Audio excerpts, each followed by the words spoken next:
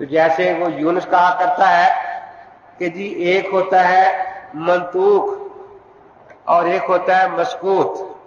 جیسے منطوق یہ ہے لا تقل لہما اف کہ ماں باپ کو وہ بھی نہ کرو, اور یہ مسکوت ہے کہ ان کو گالی دینے کا یہاں ذکر نہیں ہے, لیکن وہ بھی حرام ثابت ہو گیا نا. تو اگر یہاں بھی یہی ہم انداز اختیار کریں گے یونس نے اختیار کیا ہے کہ کافروں کا زندوں سے زیادہ سننا منطوق ہے, تو انبیاء علیہ السلام کا ان سے بہت زیادہ سننا جو مسکوت ہے وہ تو اور زیادہ واضح ہوگا نا. بدلالت النص, جو انداز اس نے آج اختیار کیا ہوئے عوام کو دھوکہ دینے کے لیے اس مسئلے میں, تو ہم بھی ان کے الفاظ میں بات کر رہے ہیں. وہ کہتا ہے جی ایک منطوق ہے ایک مسکوت ہے. مسکوت بوجہ دلالت النص کے قوی ہو جاتا ہے ایسے موقع پر. تو یہاں پھر یہ بھی تو کہنا چاہیے نا کہ جب وہ کافر جن کے جسد گل چل چکے ہیں ان کو آپ کتاب فرما رہے ہیں اور ان کے بارے میں فرما رہے ہیں کہ وہ جو زندہ ہے ان سے زیادہ سن رہے ہیں, تو انبیاء علیہ السلام جن کے شاد مطہرہ کو وہ بھی ابھی تک مانتا ہے کہ الآنا کما کانا محفوظ اور مصون ہے, تو جن کے شاد مطہرہ بالکل محفوظ اور مصون ہے ان کے سما کا انکار کرنا تو بہت بڑی حماقت ہے. پھر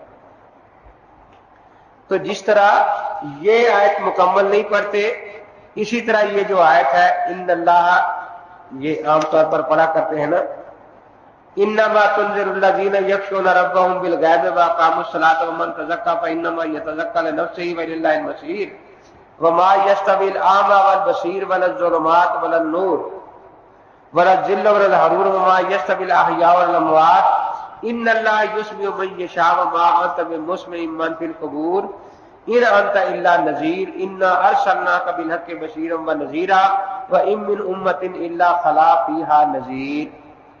یہ جو ساتھ ہی آگے آپ کے نذیر ہونے کا ذکر ہے کبھی بھی یہ نہیں پڑھتے, کیونکہ اس سے پتہ چلتا ہے کہ یہ آیت اس لیے مفسرین لکھتے ہیں کہ حضرت پاک کی تسلی کے لیے نازل ہوئی تھی کہ حضرت پاک جب کافروں میں بات فرماتے اچھی طرح بات سمجھاتے لیکن وہ مانتے نہیں تھے, تو حضرت پاک یہ سوچتے کہ شاید کوئی میرے سمجھانے میں کمی رہ گئی ہو, پھر سمجھاتے, کیونکہ انہیں تو محبت اور پیار ہے نا امت کے ساتھ ہر طریقے سے کہ کسی طرح سے یہ لوگ ایمان لے آئے.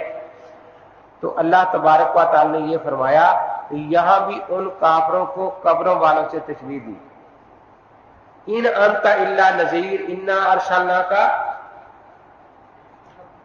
بالحق بشیرا ونذیرا. تو یہ بات صحیح ہے نا کہ حضرت نے 40 سال میں دعوت نبوت فرمایا نا, تو جتنے وعظ فرمایا قبرستان میں کیے تھے جا کے, حضرت سارے وعظ قبرستان میں کرتے تھے نا, تو اس لیے آیا نا کہ ان کا لات ممات تب مسلم من فی القبور. تو وعظ حضرت زندوں میں کرتے تھے یا مردوں میں کرتے تھے؟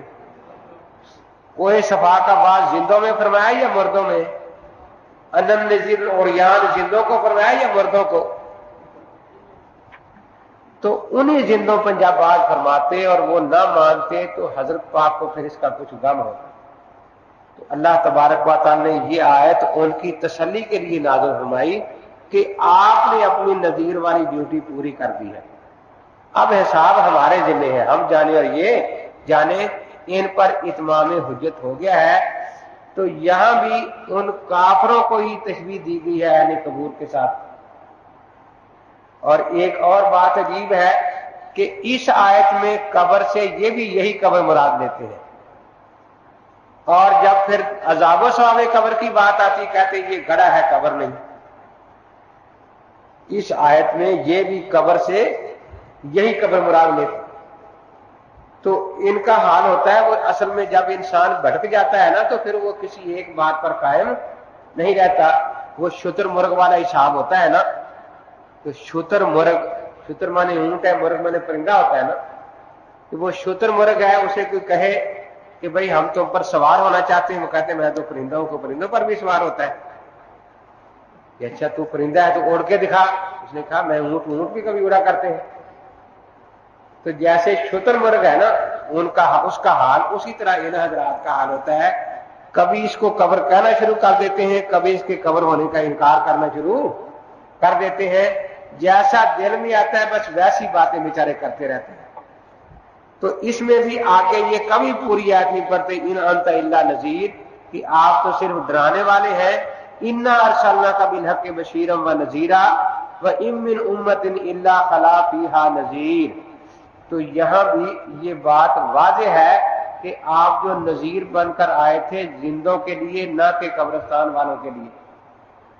اور زندوں میں جب آپ بات کرتے تھے تو وہ سنتے یقیناً تھے، البتہ سن کر فائدہ نہیں اٹھاتے تھے۔ تو یہاں بھی جو ان کو تشبیہ دی گیا ہے تو وجہ تشبیہ عدم انتفاع ہے، عدم سماع نہیں بنتی۔ تو اس لیے قرآن پاک کا نام لے کر یہ جو لوگوں کو اس طرح کا دھوکہ دیتے رہتے ہیں، جی قرآن پاک میں یہ مسئلہ ہے، قرآن پاک کی کوئی آیت پوری نہیں پڑھتے بیچارے۔ اور جب یہاں کام نہیں بنتا تو پھر جو بتوں والی آیتیں ہوتی ہیں وہ پڑھنی شروع کر دیتے ہیں، وَهُمْ عَنْ دُعَائِهِمْ غَافِلُونَ، کہ وہاں کسی نبی کا ذکر آیا ہے۔ اب وہاں ان کے دو دھوکے ہوتے ہیں، ایک تو جی من دون اللہ کا لفظ تو آیا ہے نا، من دون اللہ کا لفظ تو آیا ہے۔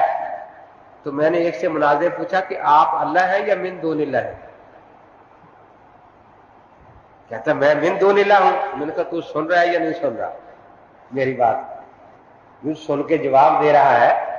تو من دون اللہ میں تو زندہ بھی شامل ہے نا، جب زندہ کا سماع جو ہے اس سے شرک نہیں ہو رہا تو ان کے سماع سے شرک کیسے ہوگا؟ تو اگر من دون اللہ کو اتنا ہی عام لینا ہے تو پھر تو یہ بھی کہو نا کہ کسی زندہ کافر نے بھی نہیں سنا، نہ مسلمان نے سنا۔ اس لیے یہ عذاب ثواب قبر کا تو انکار کرتے ہو، حشر کا بھی انکار کر دو کہ جب کسی نے سنا ہی نہیں تو عذاب ثواب کس بات ہے؟ دوسرا جو عوام کو دھوکہ دیتے ہیں وہ یہ کہ یہ جو بت ہیں یہ آخر بزرگوں کے بنے ہوئے تھے نا۔ بت ہم کہتے ٹھیک ہے، لیکن یہ تو نہیں کہ بت قبر پر ہی رکھے ہوتے تھے، جب بزرگ کے سر پر ہی رکھے ہوتے تھے۔ دیکھیے نا جو بزرگ ہے خود وہ جب زندہ ہے سنتا ہے یا نہیں سنتا؟ کیونکہ روح اس میں موجود ہے، اس کی قبر کے ساتھ روح کا تعلق ہے۔ لیکن بت اگر نہ اس کی قبر سے دور کہیں رکھ دیا جائے تو اس کے ساتھ نہ اس میں اس کی روح ہے نہ روح کا تعلق ہے۔ جیسے میں نے بتایا تھا پہلے بھی کہ ود سوا یغوق یعوق نصر، یہ بخاری سے پیش کرتے ہیں کہ جی یہ بزرگ تھے، ان کے بت بنا لیے گئے۔ تو ان کی قبریں عراق میں ہیں۔ کہاں ہیں ان کی قبریں؟ عراق میں، اور بت ان کے پوجے جاتے تھے مکے میں۔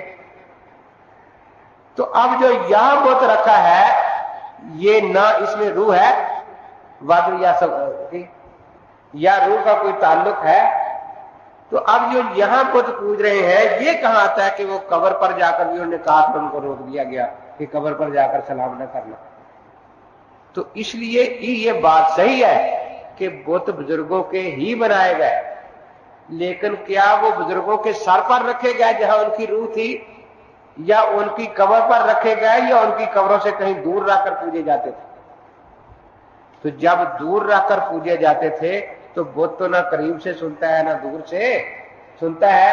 اس لیے اب بت چونکہ نہیں سنتا اس لیے زندہ بھی نہیں سنتا، بت چونکہ نہیں سنتا اس لیے قبر والا بھی نہیں سنتا۔ جہاں روح کا تعلق ہوگا وہاں سننا مان لیا جائے گا، اور جہاں روح کا تعلق نہیں وہاں کوئی سننا نہیں مانا جائے گا۔ تو یہ تو ٹھیک ہے کہ بت جو ہے وہ واقعتاً بزرگوں کے تھے، لیکن ان بتوں کے ساتھ کیا روحوں کا تعلق قائم تھا؟ بالکل کہیں بھی قائم نہیں تھا۔ تو اس لیے یہ دھوکہ دیتے ہیں، کبھی تو من دون اللہ کو عام کہتے ہیں، یہاں اس معنی میں تو عام ہے کہ خدا کا کوئی شریک نہیں، زندہ بھی شریک نہیں، مردہ بھی شریک نہیں، قبر بھی شریک نہیں، بت بھی شریک نہیں، اتنی بات تو ٹھیک ہے۔ لیکن یہ کہ شریک نہ ہونے میں برابر ہونے میں بت اور زندہ باقی اوصاف نہیں برابر ہے۔ زندوں میں زندہ والے اوصاف ہوں گے، بت میں وہ نہیں ہے۔ تو اسی طریقے سے جہاں روح کا تعلق ہوگا روح کے ادراکات بھی پائے جائیں گے، اور جہاں روح کا تعلق نہیں ہوگا وہاں روح کا کوئی مدرکات اس کے بالکل پائے نہیں جائیں گے۔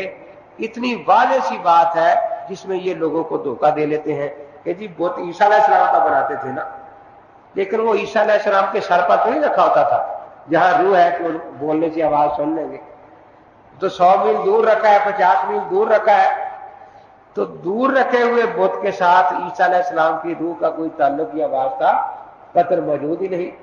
تو اس لیے یہ ٹھیک ہے بت بزرگوں کے ہیں، لیکن بت اور بزرگ میں بڑا فرق ہے، بت اور قبر میں بڑا فرق ہے۔ قبر کے ساتھ روح کا تعلق حدیثوں سے ثابت ہے، متواتر حدیثوں سے۔ زندہ بزرگ میں روح یقین موجود اور مشاہد ہے، سب دیکھتے ہیں، اور بت کے ساتھ روح کا تعلق نہ کبھی ہوا اور نہ کبھی ہوگا۔